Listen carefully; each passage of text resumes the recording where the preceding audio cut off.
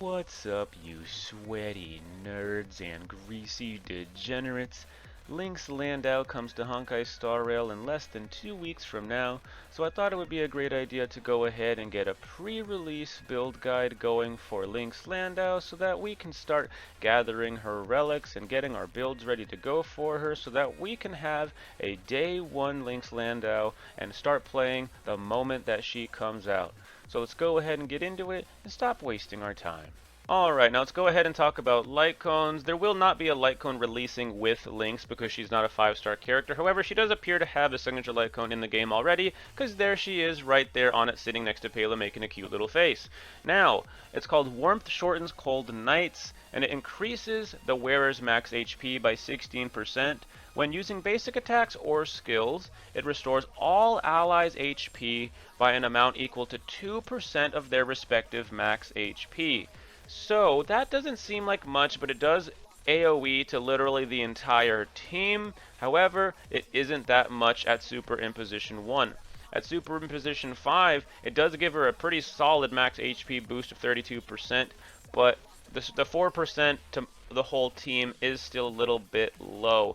So I'll be honest, with her passive abilities and other effects that she has going on, that 2% is going to actually really help out. I think that this really does synergize the best with Lynx. However, I don't necessarily think this is her best light cone option. We'll go ahead and talk about others as well. However, I believe this light cone might be in her top 3 for best options. However, that's Superimposition 1. This isn't all too amazing. This isn't like wowing anybody too deeply. At Superimposition 5, though, it does become a lot more synergetic with things that she does in a way that is more meaningful. Now let's go ahead and talk about some other options as well. We have, of course, Post-Op Conversation, which increases the wearer's energy regeneration rate by 8%, very powerful, and increases the outgoing healing when they use their ultimate by 12%. Interestingly, this is Natasha's light cone, but it also synergizes with Lynx very well as well, because this energy regeneration rate isn't just good for building the ultimate. Let's not forget that the second line here is attached to her ultimate as well. Lynx has an AoE healing effect that not only heals the entire team at once, not full HP, it just heals the whole team. And it also cleanses the whole team as well. Very, very powerful effect. I think we should be leaning into this with a speed-tuned Lynx that has energy regeneration rate as well as enough speed in order to not only be a energy regeneration engine for herself, but also be a skill point engine for the whole entire team as well. Because if she can rely mostly on healing the team through her ultimate and cleansing the team through her ultimate, she doesn't really need to hit her skill that option, or she doesn't need to hit her skill that often, and when she does use her skill, it won't feel too bad because you'll probably have skill points available because she will be so skill point efficient. That's how I'm going to be building my Lynx for speed and energy regen. So if you have this light cone, this is an amazing option for that. And this is at Superimposition 1. At Superimposition 5, obviously both values go up a whole lot, and it becomes a lot more meaningful, but this is still a really good cone even at S1, unlike some of the other cone options that she has. Let's go ahead and talk about arguably her best cone, and arguably one of the best healing cones in the whole game. We have Time Waits for No One. It increases the wearer's max HP by 18%, so already a higher value than the others off the rip, and it has an outgoing healing effect by 12%. We could stop right there, and this cone is already good. Just end at the first sentence, this cone's already good, but there's more. There's a whole paragraph left. When the wearer heals allies, it records the amount of outgoing healing. And when any ally launches an attack, a random attacked enemy takes additional damage equal to 36% of the recorded outgoing healing value. The type of this additional damage is of the same type as the wearer's, which is going to be quantum in Lynx's case, and this additional damage is not affected by other buffs and can only occur once per turn, which is totally fine. This is at Superimposition 1, by the way, and this can be picked up from the shop as well. The other two cones are part of the gacha system only, if I recall correctly. So you can pick this up from the gacha system. or you can actually buy this from the shop as well if you have enough Starlight. Most people are going to have this at S1 because it is harder to get, but if you have it at S5, this thing is broken. This thing's actually busted once it gets to S5. This thing is crazy at S5, but I use this on my Natasha at S1, and it is amazing. So I think that this might be the best cone option for Lynx. It's definitely in the top 3 easily. Now now here's the problem. The 3 cones I just mentioned, they're harder to get. So let's go ahead and quickly talk about quid pro quo, because it does have value for people that don't have any other option. At the start of the wearer's turn, it regenerates 8 energy for a randomly chosen ally, excluding the wearer, and it also has... Oh, it only affects members whose energy is lower than 50%, so you do have a pretty solid chance of this going off. It doesn't necessarily go off every turn, though, so just be aware of that. And because it's part of the not Herta shop, it's part of the Forgotten Hall shop, so every single person in the game can fairly easily, if they work at it, get this to Super Imposition 5, giving the energy given to the unit that it does give it to at 16. So 16 energy for a randomly chosen ally whose current energy is lower than 50%, excluding the wearer. That's pretty darn solid. Nothing to slouch on there. Quid pro quo still works. It's just not necessarily Lynx's best option. I did hear somebody in the comments of my last video, they were asking to talk about multiplication. After the wearer uses their basic attack, their action going forward is advanced by 12%. The problem with this is that the values on your substats are lower, so this main effect has to be really, really amazing for you to lose out on these other values. And here's the thing. They were talking about using this as a way to make Lynx a skill point engine for the team, but you can just make her a skill point engine for the team by being fast enough and not using her skill very often by having her built for energy regeneration rate. And honestly, having a harmony unit with Dance, Dance, Dance is better. When the wearer uses their ultimate, all allies' actions are advanced forward by 16%. I would rather use Dance, Dance, Dance on my Harmony unit to gain a lot of skill points off of a single character rather than use multiplication, but that's just me, so that's what I would probably use, is either Time Waits for No One, Post-Op Conversation, or Warmth Shortens Cold Nights. But again, that's my opinion. Oh, and I forgot to mention shared feeling. Is it shared feeling? Yeah. So it increases the wearer's outgoing healing by 10%. When using their skill, it regenerates 2 energy for all allies. I just don't consider this to be as good or synergetic as some of the other options we have, and she doesn't necessarily... Like, 4 energy... Only Super Imposition 5 does this, in my opinion, really do anything. It gains 4 energy for all allies whenever they use their skill, but if we're trying to kind of be more skill point efficient, we're not trying to hit our skill that often. So in my opinion, this light cone just isn't that good because a lot of us are going to be building with skill point efficiency in mind rather than hitting our skill really, really often. That's just my opinion, though.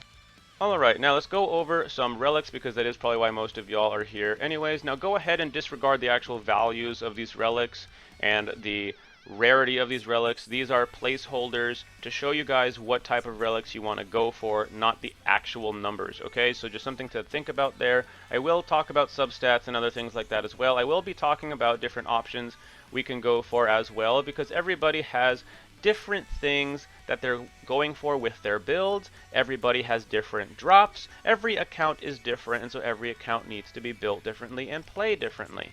And every account has a different theory behind the build they're going for as well.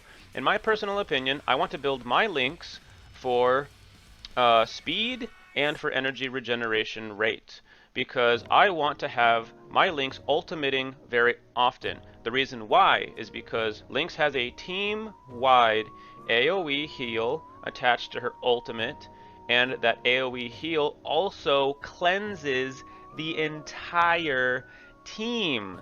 If I have her ultimate going off very often, I don't really have to worry about using her skill that much, and whenever I do feel like using her skill, because I've been so skill efficient up to that point, I won't feel bad when I do have to use Lynx's skill. This will also make Lynx a skill point generator for the entire team because she will be using less of her skill.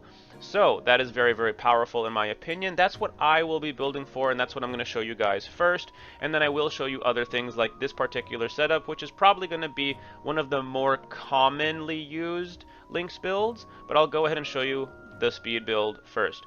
So you're going to obviously be using the 2-piece hacker space, because the 2-piece hacker space gives you a speed boost of 6%, which is very valuable to building our speed. We want our speed at least 134 speed or higher in order to get 2 turns every other rotation in most instances. This will help us generate energy and generate skill points for our entire team. The other thing we're going to want to have is 2-piece of the Wandering Cloud, which will give us a 10% increase on our outgoing healing. By the way, something I noticed, wait, that's literally Blade's jacket. Like, I didn't even know this. I'm so stupid. I was today years old when I realized that this healing jacket is literally Blade's jacket. You can even see the little eyes on it. I just noticed that today because I'm dumb, I guess. Okay, anyways, moving forward. Fleet of the Ageless is the planar set that we're going to be going for, because the 2-piece increases the wearer's max HP by 12%, and when the wearer's speed reaches 120 or higher, all allies' attack increases by 8%. All allies' attack increases by 8%. And increasing her max HP will give her better scaling for her healing effects as well. So this is the speed type of setup we're going for. Disregard, again, the values that you see on the actual relics themselves. Now let's talk about some specifics with what we're going for certain pieces. So for the Link rope, you can go for HP percent in order to give her better scaling for her healing effects. But if we are building that speed version of Lynx and energy regen version of Lynx, we're going to want to have an energy regeneration rope on her instead in order to keep that ultimate ready to go whenever we need it. That way, when we need a cleanse, it's there. When we need a heal, it's there. So I would recommend going for the energy regeneration rope on a speed version of Lynx. In fact, energy regeneration rate is actually really solid on a slow Lynx as well. You just have to pick your battles and do what you think is right. So those are the 2 main options we have for our Link ropes, is the HP and the energy regeneration rate. So for the planar sphere, in my opinion, there's pretty much mostly one option. We go with the HP percent. She's a healer. Let her heal.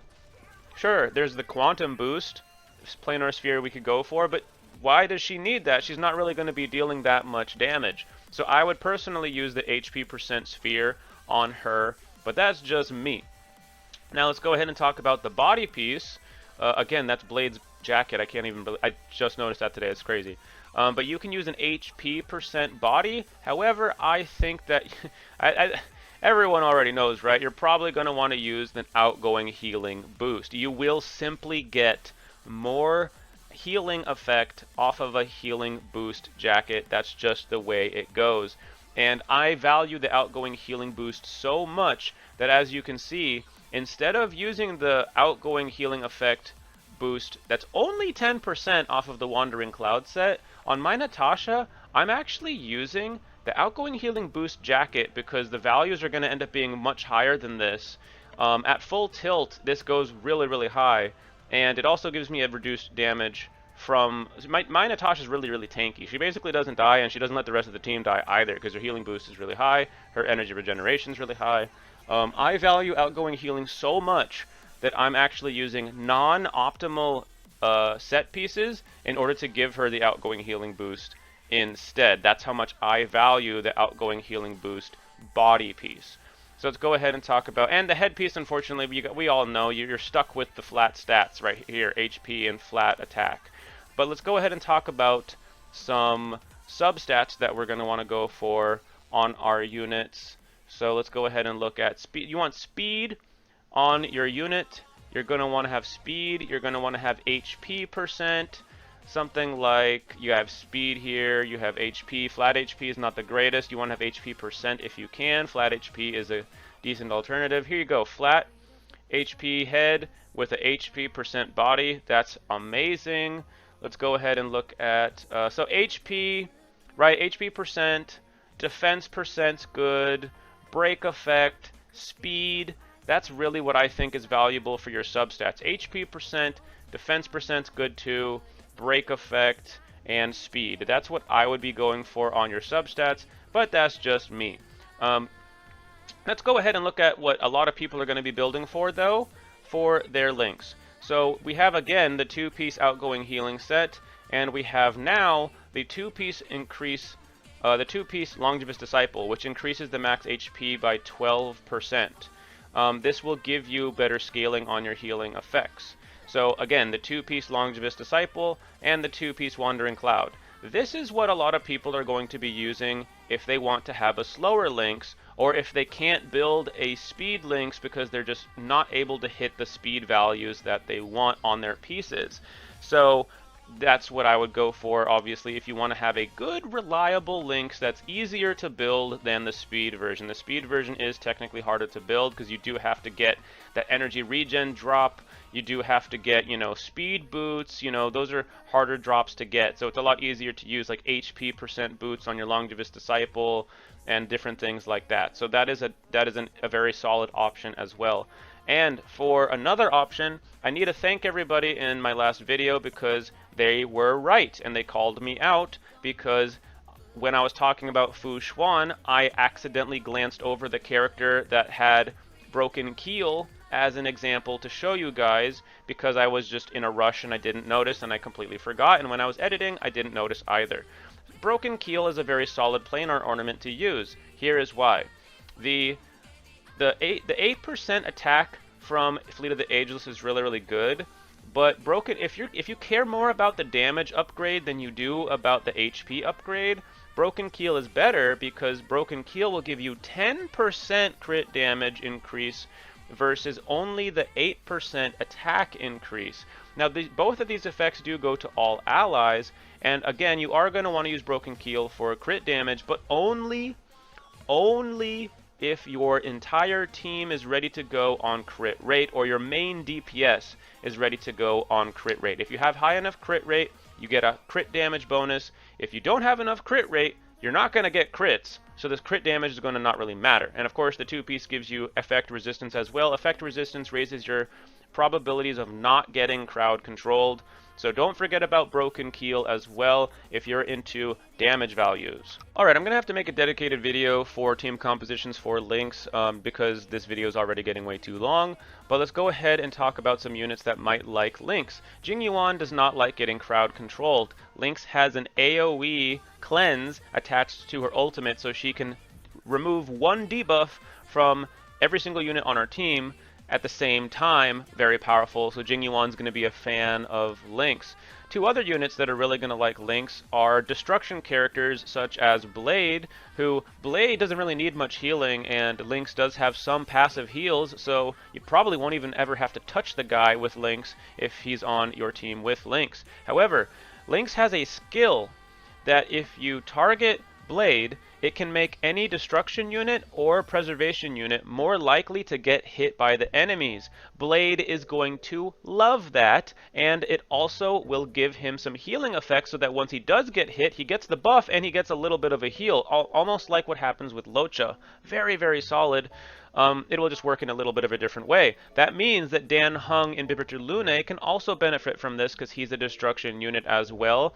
You hit him with Lynx skill and he'll be more attracted from the enemies. So the enemies were more likely to hit your Dan Heng in Bibitur Lune if you do that. Giving him more energy, he's a very, very energy hungry and skill hungry unit, so he's going to love that as well. If this video was helpful to you in any way, shape, or form, maybe leave a like and subscribe. It would really help the channel, and these videos do take a lot of time and effort in order to make them, so I really would appreciate it if you did. However, if you thought this was all very stupid, if you hated this, leave a hate thread in the comments, and I can let you know how much more Jingli Yu likes me more than she likes you. Anyways, I'll catch you guys next time. Peace out.